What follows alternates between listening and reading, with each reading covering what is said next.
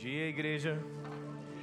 Seja bem-vindos a mais um domingo de celebração ao Senhor, onde podemos juntos, como igreja do Senhor, cantar louvores, glorificar o seu nome e também aprender mais a respeito do Senhor. Não aprender como conhecimento de Deus, mas aprender algo que de fato transforma um evangelho que produz frutos na nossa vida. Quero convidar você a abrir sua Bíblia no livro do profeta Isaías, capítulo 40.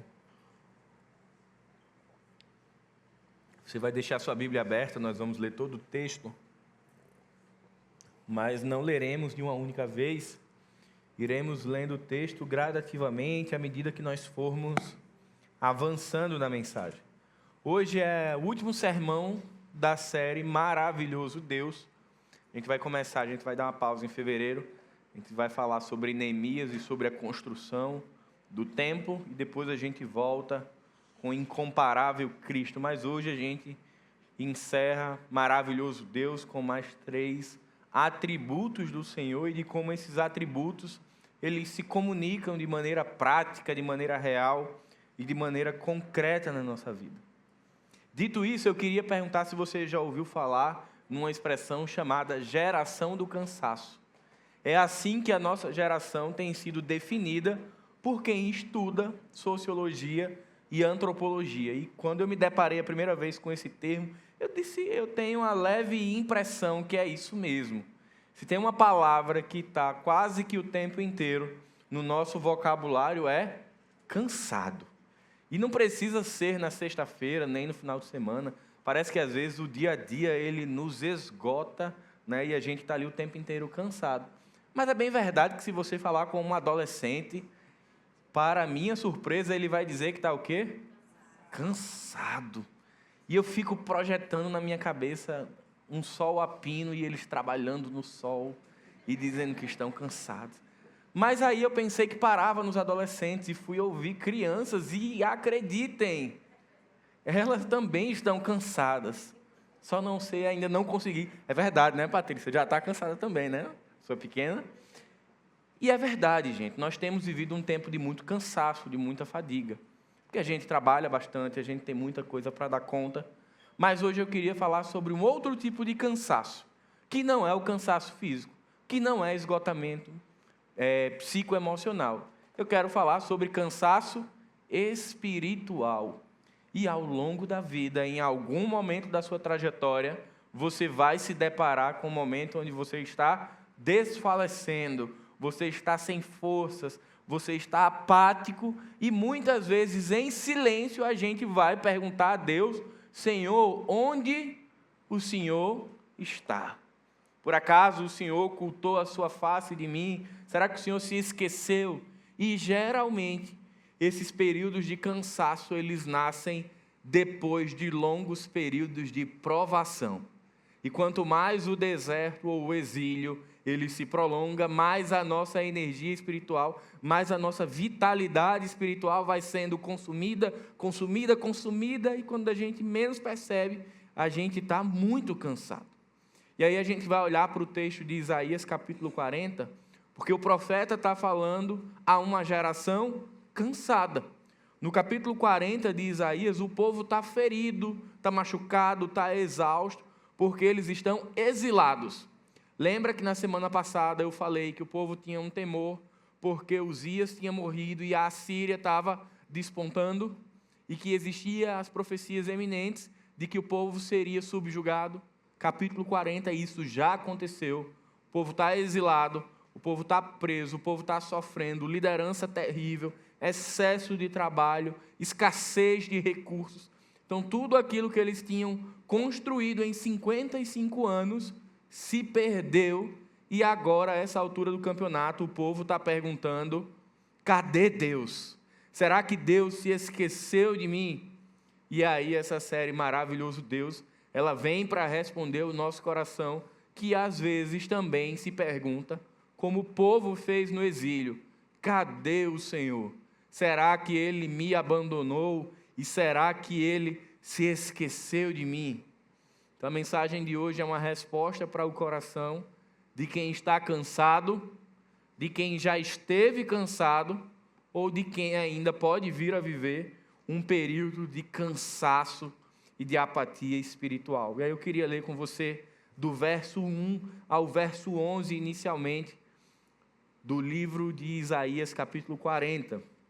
Diz o texto: consolai o meu povo, consolai, diz o vosso Deus. Confortai o vosso coração, confortai o coração de Jerusalém e proclamai-lhe que já se cumpriu o tempo da sua luta, que o seu pecado foi perdoado e já recebeu em dobro da mão do Senhor por todos os seus pecados. Voz do que clama: preparai o caminho do Senhor no deserto, endireitai ali uma estrada para o nosso Deus. Todo vale será elevado, todo monte e toda colina serão rebaixados. O terreno acidentado será nivelado, e o que é íngreme será aplanado. A glória do Senhor se revelará, e todos juntos a verão, pois foi o Senhor quem falou. Uma voz diz: clama. Eu digo: o que clamarei?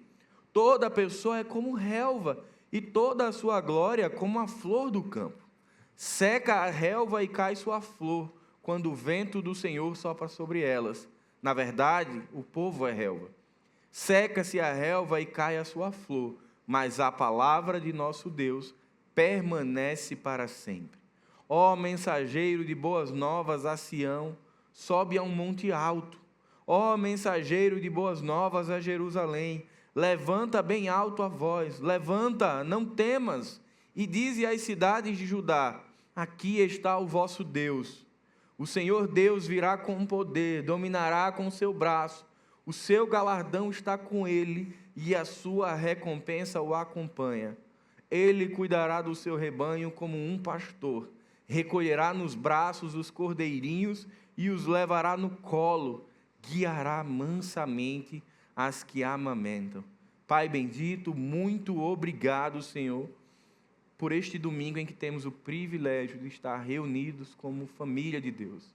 Aquieta o nosso espírito, silencia nossa mente, Pai, e ajuda-nos a ampliar os nossos ouvidos e preparar o nosso coração para que a mensagem do Senhor seja lançada. Em nome de Jesus, amém. Queridos, não sei se você já notou, mas num momento de profunda aflição, onde nós temos muitas perguntas a Deus, tudo que a gente espera é que Deus faça o que com as nossas perguntas? Responda-as. E, se possível, da maneira que nós queremos. Eu acredito que isso não é muito diferente, na sua casa não é muito diferente da minha, na sua vida não é muito diferente da minha. Então, quando a gente está aqui num cenário de deserto, de exílio, como o povo de Judá está, a gente começa a lançar algumas perguntas à medida que o exílio se prolonga, e a gente espera a resposta de Deus, e geralmente a gente espera que Deus diga: olha, o exílio está acabando, eu venho com mão forte livrar o meu povo, eu estou a caminho, descansem no Senhor, o tempo de sofrimento acabou. E você vai ver que nos primeiros 11 versículos o Senhor, Ele faz uma indicação de que o exílio está por acabar. Ele vai dizer: olha, o seu pecado foi perdoado, o tempo de sofrimento vai acabar. Mas Isaías capítulo 40 não é sobre o fim do exílio. E eu queria começar por aqui.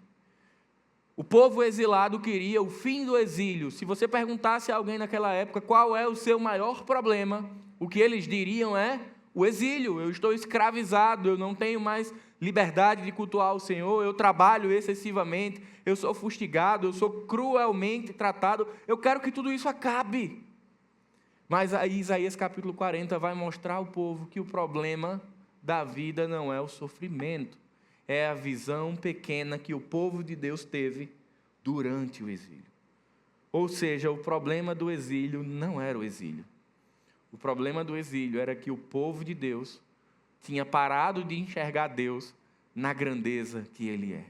E aí eu quero citar 2 versículos que mostram o que está acontecendo no coração do povo. Isaías capítulo 40, verso 27 diz: porque dizes, ó Jacó, e falas, ó Israel. Observem, ouçam o que o povo vai dizer: o meu caminho está encoberto ao Senhor, e o meu direito passa despercebido ao meu Deus. Isso é o que está acontecendo no coração do povo durante o exílio. Deus está esquecido. Deus não lembra que nós somos seu povo. Será que o meu caminho, a minha realidade, não está sendo vista por Deus? Como pode Deus ser nosso Pai e não se manifestar diante da nossa dor? Isso é o que está no coração do povo. Mas nem sempre isso é algo público quando nós falamos da nossa vida hoje. Às vezes, no momento em que a gente está peregrinando pelo deserto, ou que a gente está preso num exílio da vida, nós nem sempre fazemos o que o povo de Judá fez, de clamar em alta voz onde está o Senhor. Mas às vezes, silenciosamente, sem que ninguém saiba, o nosso coração clama, o nosso coração se desespera e a gente fica com a impressão de que Deus está longe. Isaías capítulo 49, verso 14 vai dizer: mas Sião diz, o Senhor me abandonou, o Senhor se esqueceu de mim. Queridos, vejam, se você ler Isaías completo, você vai perceber que a principal reclamação do povo não é sobre o exílio, é sobre Deus. Não era sobre as condições em que eles viviam, isso era pano de fundo. Mas a principal dor do coração do povo é porque eles achavam que Deus tinha os esquecido. Porque é isso que o sofrimento prolongado, é isso que o exílio prolongado faz com a gente. Amargurece a nossa alma e nos faz acreditar que o Senhor não está presente. Então a mensagem de hoje eu quero convidar você a gente fazer um exame oftalmológico para corrigir a nossa visão. Porque se assim como eu, você também passa por desertos, a gente sabe que na hora da angústia prolongada, às vezes a nossa visão fica porrada. Nós sabemos que Deus é majestoso, como nós falamos na semana passada. Nós sabemos que o Senhor cria, governa e sustenta, nós sabemos disso. Mas essa verdade, ela precisa ser aproximada do nosso coração e ela precisa regular a forma que a gente olha para a vida. Porque se a gente não faz isso, nós viveremos sucessivos períodos de crise, de silêncio, de dor e de esfriamento espiritual. Porque cada vez que vier um grande problema, Deus se torna pequeno. E hoje o que a gente precisa olhar para esse texto é que um Deus grande torna os problemas pequenos, mas problemas grandes não tornam Deus pequeno. E às vezes isso é tão implícito no dia a dia que a gente não percebe que aquela noite que a gente não dormiu, de desespero e de preocupação com o amanhã, no fundo o que está sendo dito ali é: eu não consigo descansar no fato de que o Senhor prometeu que cuidará de todas as coisas da minha vida. Eu não consigo descansar no fato de que o Senhor cria, governa e sustenta, por isso que eu preciso perder a minha noite de sono. E eu não quero aqui dizer que crente não tem sofrimento, a gente tem. O que eu quero falar é sobre o que aconteceu no coração desse povo. Este povo foi dominado pela angústia, pelo medo e pela aflição. Eu e você também teremos angústia, medo e aflição. Lembre que o próprio Jesus disse isso, não foi? Neste mundo tereis, mas tende bom ânimo. Por quê? Veja que Jesus não disse tende bom ânimo porque todos os seus problemas serão. Não disse isso. Ele disse, tende bom ânimo, porque eu sou contigo. Então, essa é a esperança que precisa nortear o coração de quem está cansado, já se cansou, ainda vai cansar. Talvez os problemas não sejam resolvidos. O exílio, no capítulo 40, ele não acabou. Ele ainda vai levar um tempo até acabar. Mas o que o profeta queria era trazer o coração do povo novamente para o Senhor. Porque com os olhos fitos no Senhor, com o coração no Senhor e não no exílio, eles poderiam passar por esse período e permanecerem íntegros. Por isso que o convite hoje é a redimensionar a nossa visão sobre Deus. Deus é grande, o Senhor é imutável, Ele é sábio, Ele é fiel, mas isso não pode ser apenas conhecimento. Não pode ser algo que nós sabemos a respeito de Deus. Precisa ser algo que encontre moradia no nosso coração. Amém? E aí eu queria trazer algumas lições práticas para a minha vida e para a sua vida. E eu vou usar alguns verbos para que isso fique mais fácil. Primeira lição, lembre-se de quem Deus é quando você se sente cansado. Lembre-se de quem Deus é. Acompanhe do verso 12 ao 17. Quem mediu as águas com a concha da mão? Quem mediu a extensão dos céus com o palmo? Quem recolheu o pó da terra numa medida e pesou os montes com pesos e as colinas em balanças? Quem guiou o Espírito do Senhor ou lhe ensinou como conselheiro? A quem ele pediu conselho para lhe dar entendimento e lhe mostrar o caminho da justiça? Quem lhe ensinou o conhecimento e lhe mostrou o caminho do entendimento? Para ele as nações são como a gota de um balde, como o pó das balanças. Ele considera as ilhas como um grãozinho. Nem todas as árvores do Líbano bastariam para queimar, nem os seus animais bastariam para um holocausto. Todas as nações são insignificantes diante dele. Ele as considera menos do que nada, algo inútil. Veja que o que o profeta está fazendo é expor a grandeza de Deus.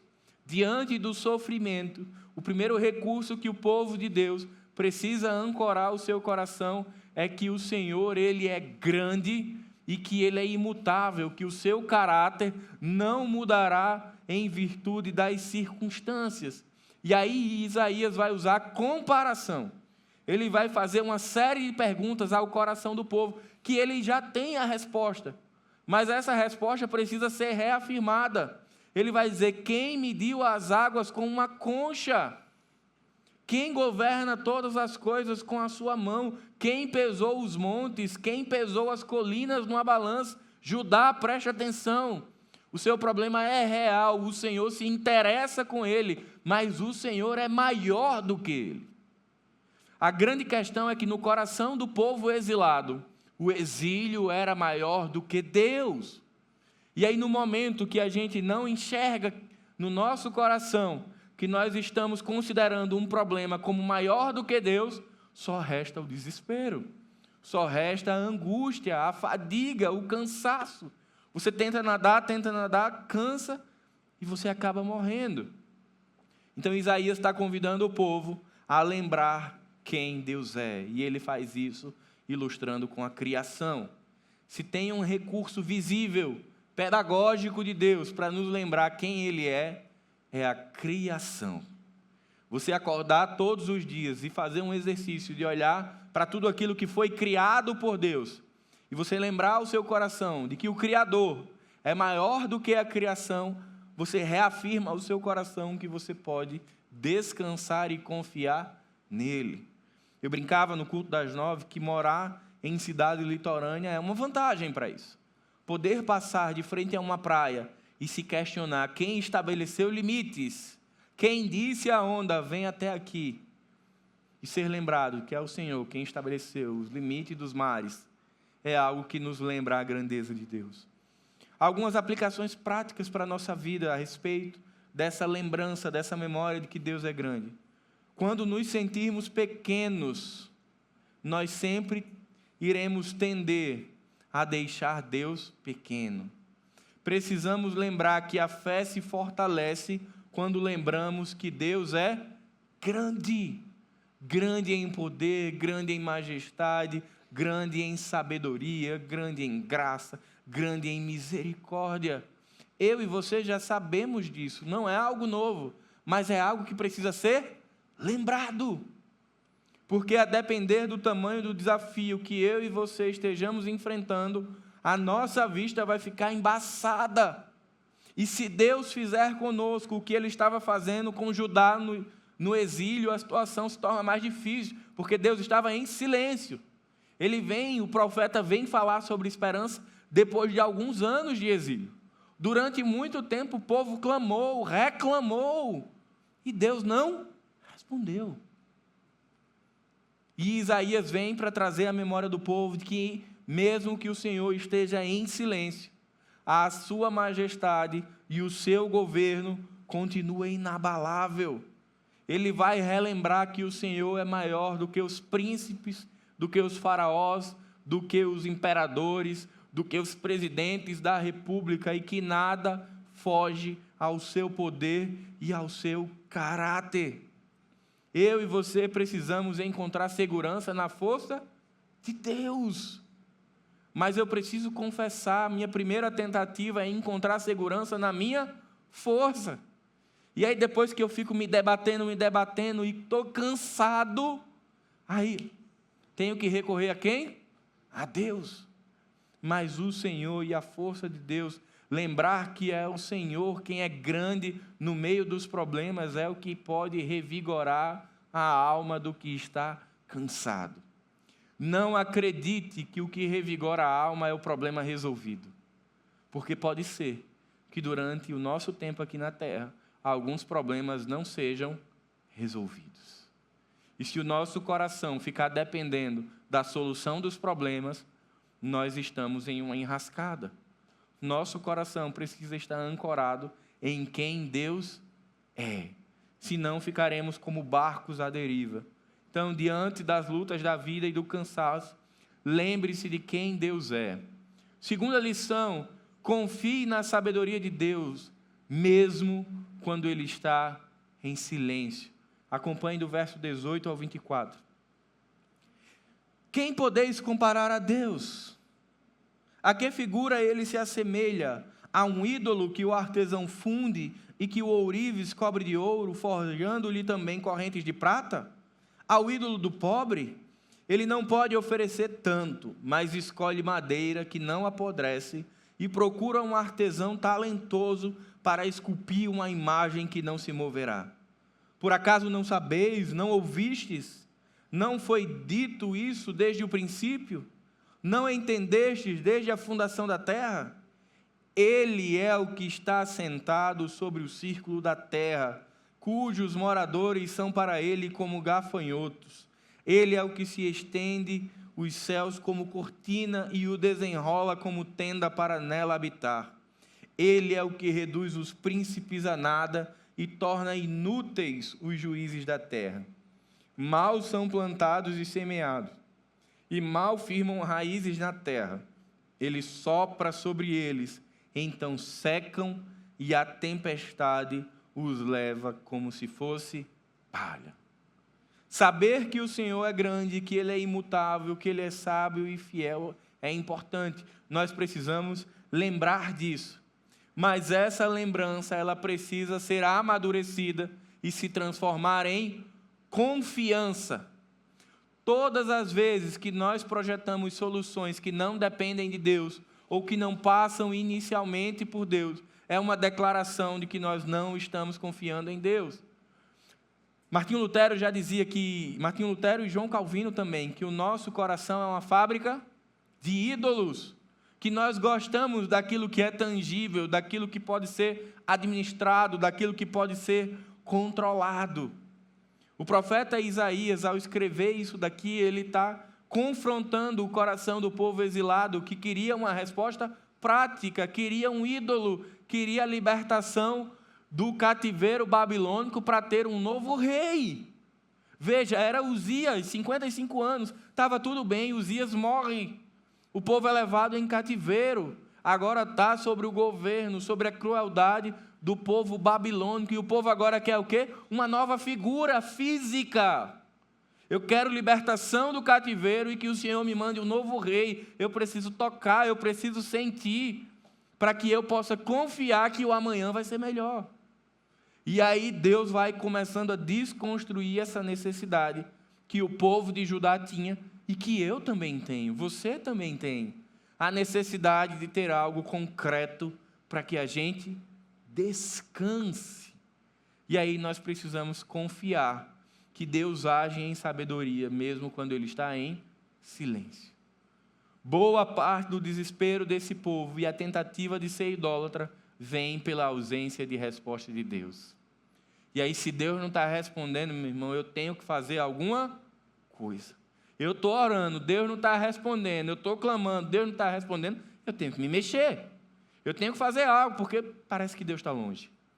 E aí Deus vem agora, como um Deus transcendente, muito maior do que a criação, que Ele coloca todas as coisas criadas num paralelo de comparação que não pode ser feito, dizendo, olha, o Criador é muito maior do que a criatura. Vocês cabem no balde, vocês são poeira cósmica.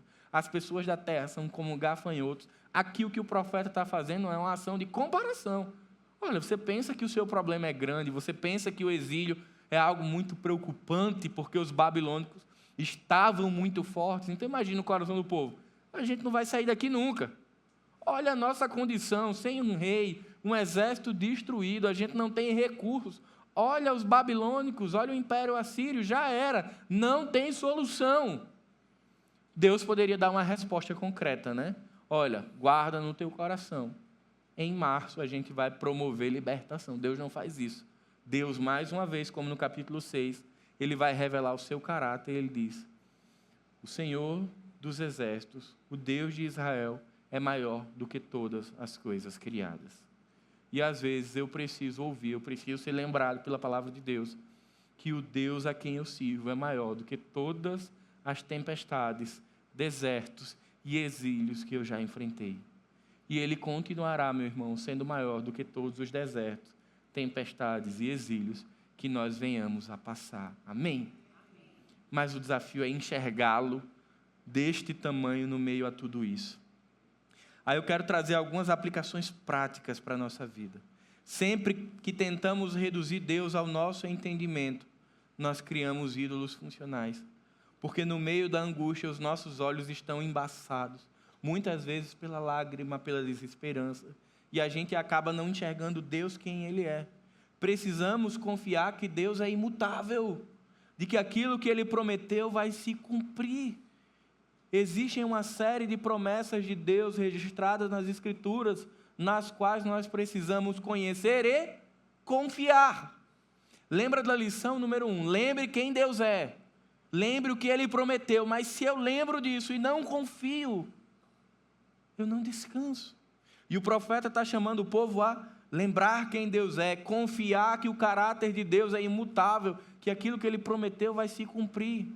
Eu lembro quando eu estava há alguns anos, quando eu casei, estava começando a aprender sobre gestão financeira, e a primeira coisa que eu ouvi foi: faça uma conta que você tenha reserva para 12 meses. E é muito legal, isso é importante, e se você puder, se a sua administração financeira permitir, faça. Mas eu lembro que no dia eu perguntei: e se o cenário não mudar, o que é que eu faço no 13º mês? Aí é desespero. E aí eu lembro do que eu ouvi quase 10 anos atrás. Aí é correr para Deus. E eu fui para casa muito incomodado com aquilo, porque eu ainda não tinha tanta maturidade para conectar finanças, casa, família com Deus. Mas eu fiquei com uma impressão que as coisas estavam invertidas. Eu faço meu planejamento, garanto um ano. Se porventura a situação ruim passar de um ano, eu faço o quê? Recorro a Deus. E depois eu fui entendendo que essa lógica estava invertida. Primeiro eu recorro a Deus. Primeiro Deus é aquele que endereça os meus passos. Primeiro é Deus quem provê sustento para a minha família. Primeiro é Deus quem me dá diligência e responsabilidade para administrar as finanças do meu lar. E continuará sendo Ele se a crise se perpetuar. Mas veja o que tinha de sublime naquela fala: se organize. Se não for suficiente, recorra a Deus. E não é por aí. E, infelizmente, coisas como essa às vezes ficam no nosso coração e a gente não percebe. Reconheça, confie que o Senhor está e continua presente, independente das circunstâncias. Terceira lição: a primeira é lembre de Deus, a segunda é confie nele, e a terceira é reconheça o cuidado pessoal de Deus. Verso 25 e 26, diz o santo: com quem me comparareis? Com quem eu me assemelho? O versículo 26, grife se você tiver uma caneta, ele é muito especial. Levantai os olhos para o alto e vede. Isaías está dando agora uma instrução. Povo exilado, povo de Judá, para de olhar para o exílio. Olha para o alto. Obviamente que se tinha o entendimento naquela época que Deus habitava acima. E aí ele diz: olha para cima, olha para os céus, veja Deus assentado. Levantai os olhos para o alto e vede. Quem criou estas coisas? Foi aquele que faz sair o exército delas segundo o seu número. Ele chama a todas pelo nome. Por ser ele um grande em força e forte em poder, nenhuma delas faltará. Isaías está pedindo para o povo olhar para o céu e contar as estrelas. Ele as conhece um por um. E para mim essa é a parte do texto que mais me confrontou. Reconhecer o cuidado pessoal de Deus durante o exílio. Porque na minha cabeça é muito mais fácil reconhecer quando vem a resposta. Se eu estou doente e Deus me dá a cura, qual foi a resposta? A cura. Se eu estou desempregado e Deus me dá um emprego, qual foi a resposta? O emprego. Não é fácil ver assim? Mas agora imagine aqui Judá, eu estou exilado e eu continuo exilado. Cadê a resposta de Deus, se a minha oração é para sair do exílio? Como, Isaías, que eu vou reconhecer o cuidado de Deus se o motivo da minha angústia não mudou? Se o filho por quem eu oro não voltou aos caminhos do Senhor? Se a situação financeira pela qual eu oro não foi corrigida? Como que eu vou ver o cuidado de Deus? E aí esse ponto ele é uma pancada no meu coração. E talvez seja no seu. Porque olha o que Isaías está dizendo. Levanta os olhos para o céu e veja as estrelas. E eu me dei conta que às vezes o meu coração é como de uma criança mimada, que acredita que todas as coisas orbitam entre mim, estão ao meu redor. Então eu tenho o meu desejo e eu quero que o Senhor me ouça, e se Ele responder, é porque Ele me ama. E aí Isaías está provocando o nosso coração e o coração do povo exilado sobre um cuidado que é cósmico, mas que nem sempre é personalizado. O fato de eu e você podermos acordar todos os dias e ter oxigênio, de ter sol, de ter chuva, de ter água, tudo isso é cuidado de Deus, mas é cuidado coletivo. Só que eu fui ensinado que tem que ser personalizado. Tem que vir embrulhado para presente e tem que vir com o meu nome. Eu não quero reconhecer o cuidado coletivo de Deus, que a gente vai chamar de cuidado cósmico. A gente mora no Rio Grande do Norte, é quente. Ultimamente tem sido quente. E eu agradeço a Deus no dia que Ele manda um dia nublado, porque eu me irrito com temperaturas muito quentes. Já pensou se Deus permite aumentar aqui mais 2 ou 3 graus? Eu nem sei se a gente sobreviveria. Eu sei que eu provavelmente clamaria para ser levado, porque eu me irrito, eu fico com raiva. Eu fico pensando, já pensou se viesse aqui um longo período como as pessoas enfrentam, de escassez de água? Quantas coisas são graça de Deus o tempo inteiro para o coletivo, mas a gente não percebe, porque não é meu, não foi feito sob medida para Paulo. E aí Isaías está dando uma pancada, ele está dizendo, olha para o céu, o Senhor cuida das estrelas. Ele está mantendo a estrutura criada para você desfrutar, mas você vai ter dificuldade. E aí Jesus vem e diz, neste mundo tereis, mas tem de bom ânimo, porque eu estou contigo. Jesus não nos assegurou uma vida desprovida de dificuldade. Mas tem muita comunidade aí vendendo essa mentira. Nada como um culto profético para que as pessoas venham receber a sua bênção personalizada. Nada como uma mentira de um falso profeta para acalmar o coração das pessoas, dizendo que não se preocupe, porque o Senhor lutará por você. Porque a vitória é sua. E você vai 20 anos depois olhar e dizer, cadê essa vitória? E aí você põe a culpa em quem? Em Deus. Mas Ele nunca prometeu essa vitória. Ele disse, tem de bom ânimo, porque eu sou contigo. Olhar para a mensagem de Isaías capítulo 40 e se perguntar se a presença plena de Deus é suficiente, ainda que eu continue no exílio. O que Isaías está fazendo com o coração do povo é, entendam, há indícios de que o exílio vai acabar. O pecado de vocês foi perdoado, mas não é o problema de vocês. O problema de vocês é que vocês estão olhando para Deus de maneira equivocada. E aí isso é extraordinário, porque à medida que Deus é um Deus grande, que transcende, que vai mais além do que tudo que nós podemos pensar e imaginar, Ele é um Deus de perto, Ele é um Deus relacional, Ele é um Deus pessoal. Eu não sou mais um no meio da multidão. Eu não vou falar aqui o que David Leonardo falou, eu não sou aqui o menino, a joia de Deus, mas eu sei que eu sou importante para Deus. Você é importante para Deus. O seu clamor é ouvido pelo Senhor. As lágrimas que rolam pelo rosto são recolhidas pelo Senhor.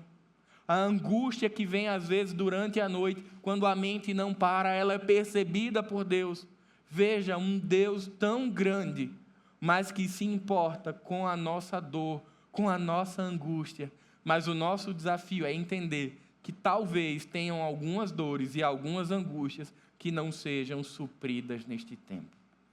E aí a pergunta que resta é, a presença dele me basta? Ou eu preciso de um Deus solucionador de problemas? Porque se for para esse tipo de relacionamento, a gente vai estar no exílio sem saber. Se for para ter um Deus, que na verdade é um servo para resolver os meus problemas, porque eu sou a criança mimada que dou chilique. Se o meu pai e a minha mãe não fizer o que eu quero, eu estou no exílio e eu não sabia. Por isso que o convite de Deus é para que a gente possa dizer aquilo que Paulo disse: a tua graça me basta.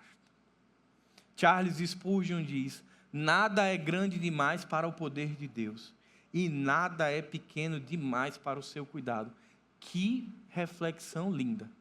Não tem problema que não possa ser resolvido por Deus, se assim Ele quiser fazer. E não tem dor pessoal que tenhamos que não seja interesse do cuidado pessoal de Deus. Só um Deus imutável, sábio e fiel é capaz de administrar essas duas demandas do coração do homem. E por fim, quarta e última lição. A primeira é lembre, a segunda, confie, a terceira, reconheça o cuidado de Deus, e a quarta é espere no Senhor. Isaías capítulo 40, do verso 27 até o 31. Porque dizes, ó Jacó, e falas, ó Israel, o meu caminho está escondido do Senhor, e o meu direito passa despercebido ao meu Deus? Não sabes, não ouvistes que o eterno Deus, o Senhor, o Criador dos confins da terra, não se cansa nem se fatiga? O seu entendimento é insondável, ele dá força ao cansado e fortalece o que não tem vigor. Os jovens se cansarão e se fatigarão, e os moços cairão. Mas grifa também o verso 31 na tua Bíblia. Mas os que esperam no Senhor renovarão suas forças, subirão com asas como águias, correrão e não se cansarão, andarão e não se fatigarão. Os que esperam no Senhor. Veja que aqui o Senhor não está dizendo os que têm todos os seus problemas resolvidos. Ele não diz ajudar aqueles que saírem do exílio, mas aqueles que esperam, que descansam no Senhor. Descansar no Senhor é crer de maneira inquestionável de que Ele está no controle de todas as coisas, inclusive quando Ele está calado. É saber que o Senhor continua sentado no trono do universo, mesmo quando a minha vida está um caos, mesmo quando eu estou orando e Ele não está respondendo, mas eu descanso que Ele é um Deus sábio. Porque eu aprendi desde cedo, e aí é a reflexão dessa série, é o que eu aprendi desde cedo, se é ou não real na minha vida hoje. Eu aprendi desde cedo de que Deus sabe de todas, mas eu me desespero quando eu acho que Ele está longe. Mas quando eu vejo as coisas da minha vida não se ordenando e não se organizando, eu começo a me desesperar. E aí a minha confiança na sabedoria de Deus, ela entra em ruínas, ela cai. Não tem como crer no caráter de Deus sem esperar e descansar no Senhor. E aí vem uma coisa que ela é extraordinária, ela é sobrenatural, que é você correr e não se cansar. Caminhar longas distâncias por um deserto escaldante e a palavra de Deus dizer que você não vai ter fadiga. Isso não faz parte da lógica humana. Mas os que esperam no Senhor renovam suas forças. Você já passou por uma espera prolongada? Vá a qualquer lugar com uma grande fila e espere. Você fica irritado, você fica cansado, você fica desgastado. Não é assim? Ou alguém é diferente e gosta assim, adora uma filinha em uma espera de 2 horas? Não tem, né? Mas olha o que a palavra de Deus está dizendo, que coisa maluca. Os que esperam no Senhor ficam mais fortes. Os que esperam no Senhor têm mais vitalidade. Sabe por quê? Porque quando a gente espera no Senhor, lembrando quem Ele é, confiando no caráter de Deus e reconhecendo o cuidado dEle, a gente colocou na tomada e a gente está se abastecendo e não enxergou. Se eu espero no Senhor, aborrecido, desesperançoso, sem lembrar e confiar quem Deus é, desânimo, desesperança e desespero. Por isso, conecte na tomada. Martinho Lutero diz: a fé verdadeira aprende a descansar em Deus quando não há nada visível para se apoiar. A fé verdadeira aprende a descansar em Deus quando não tem nada visível para descansar. somente a fé e a esperança de que Ele continua sentado no trono do universo e ao meu lado. Amém? Ore comigo. Pai bendito, muito obrigado, Senhor, porque a Tua palavra ela é extraordinária. Muito obrigado, Senhor, porque a Tua palavra ela pode renovar as nossas forças, reanimar o nosso espírito. Que nós possamos, Senhor, lembrar de quem o Senhor é no meio da adversidade. Que possamos confiar na fidelidade e na imutabilidade do Teu caráter, Pai. Que possamos confiar, Senhor, e desfrutar, reconhecer o Teu cuidado sobre nós. E que possamos, Senhor, aprender a dura lição de esperar no Senhor, crendo e confiando que o Teu tempo e que a Tua escolha é a melhor para nós. Amém.